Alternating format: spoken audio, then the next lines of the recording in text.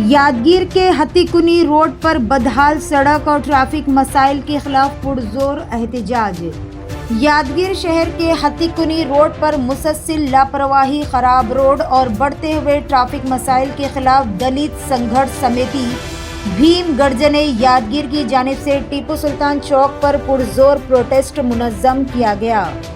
एहतजाज के दौरान हथीकुनी रोड की तमाम दुकानें बंद रही, जिसकी वजह से शहर भर की तवज्जो इस संगीन मसले की तरफ मरकूज हो गई।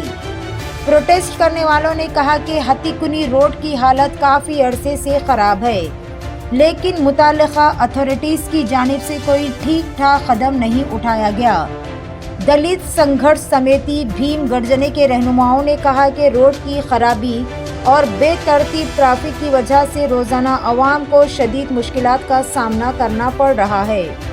उन्होंने मुतालबा किया कि हथीकुनी रोड की फौरी मरम्मत की जाए और ट्रैफिक के मसाइल को हल करने के लिए मौसर इंतजाम किए जाए। प्रोटेस्ट के जरिए तंजीम ने इंतज़ामिया को सख्त पैगाम दिया कि अगर जल्द मसाइल हल नहीं किए गए तो तहरीक को मज़ीद तेज़ किया जाएगा। ऐसे ही ख़ास और अहम खबरों से अपडेटेड रहने के लिए चैनल को लाइक करें, शेयर करें और फॉलो करना ना भूलें।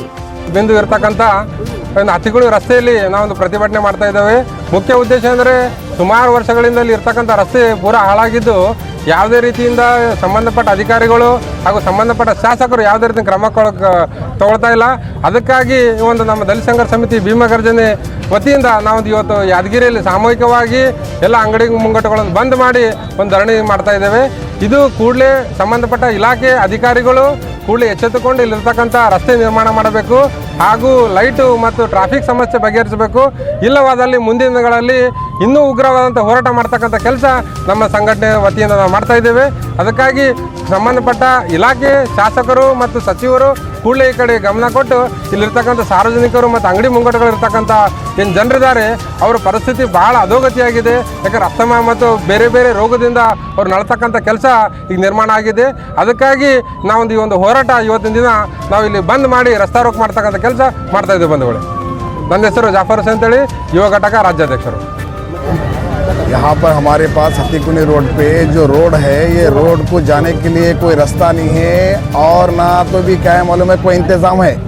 हम पिछले 15 साल से 20 साल से क्या है मालूम हमेशा बोल रहे, टीएमसी वालों को बोल रहे, पीडब्ल्यूडी वालों को बोल रहे, कोई हमारी बात को सुनने तैयार नहीं। खाली बोलते कि बजट आता, आया तो बनेंगे, आया तो करेंगे, यही बोलते।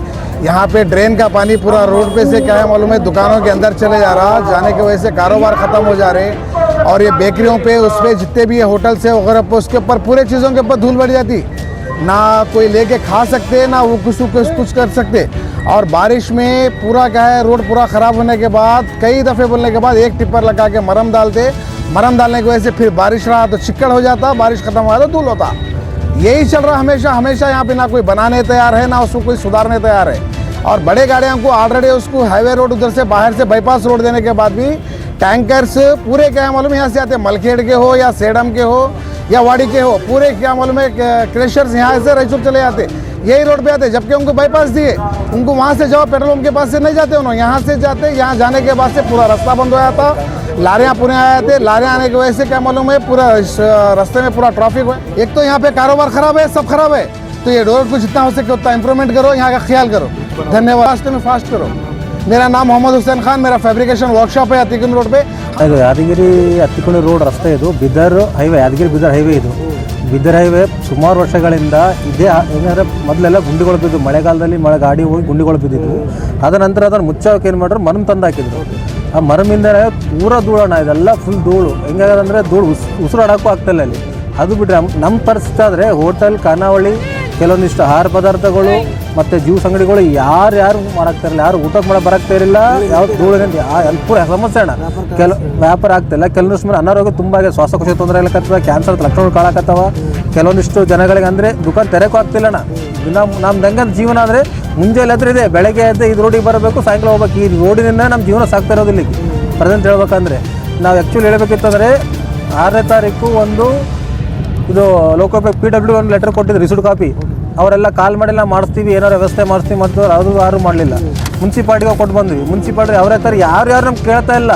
ಈ ನಮ್ಮ ರೋಡ್ ಶಾಸಕರು ಇಲ್ಲೇ ಇಲ್ಲ, ಅವರು ಇಲ್ಲ ಅಂತ ಹೋದ್ರೆ ಇಲ್ಲ ಅವರು ಯಾರಿಗೆ ಕೊಡೋಣ ನಾವು ಕೈ ಸಿಗ್ತಾ ಇಲ್ಲ ಇವರಿದ್ರು ಅಧಿಕಾರಿಗಳು ಕೊಡ್ಬೋ ಅವ್ರು ಯಾರನ್ನು ಕೇಳ್ತಾ ಇಲ್ಲ ನಮ್ದು ಯಾವ ಥರ ಪಾಡಾಗಿದೆ ಅಂದರೆ ನಾಯಿ ಪಾಡಿಗೆ ನದ್ದಾಗಿದೆ ಈ ರೋಡ್ ರಸ್ತೆ ನಾವು ವ್ಯಾಪಾರ ಮಾಡೋರು ಇದ್ದವರು ಧೂಳಿನ ತೊಂದರೆ ವ್ಯಾಪಾರ ಅಲ್ಲಣ್ಣ ನಮ್ಮ ಮನುಷ್ಯರ ಬಾ ತೊಂದರೆ ಆಗದ ವ್ಯಾಪಾರ ಪೂರ ತೊಂದರೆ ನಮಗೂ ತೊಂದರೆ ವ್ಯಾಪಾರ ಮಾಡೋಕ್ಕೂ ಬಂದರೂ ತೊಂದರೆ ಹಾಗಾಗಿ ಏನು ಮಾಡಿ ರೋಡಿಗೆ ಯಾರು ಬರ್ತಾ ಇಲ್ಲ ಅದು ಟ್ರಾಫಿಕ್ ಇಷ್ಟು ಸಣ್ಣ ದಾರಿ ಅಣ್ಣ ಬಸ್ಗಳು ಇದು ಸೇಡಮ್ಮ ಹೆವಿ ಹೋಗುತ್ತೆ ಈ ಬಸ್ಗಳು ಬರೋದ್ರಿಂದ ಆಟೋಗಳು ಹೋಗೋದ್ರಿಂದ ಪೂರಾ ಜಾಮ್ ಆದರೆ ಹೆವಿ ಲಾರಿಗಳು ಬರ್ತಾರೆ ಲೋಡ್ ಲಾರಿಗಳು ಬರ್ತಾವೆ ಆ ಲಾರಿಗಳು ಬರೋದ್ರಿಂದ ರಸ್ತೆ ಪೂರ ಅಡೆಗಟ್ಟು ಹೋಗಿದೆ.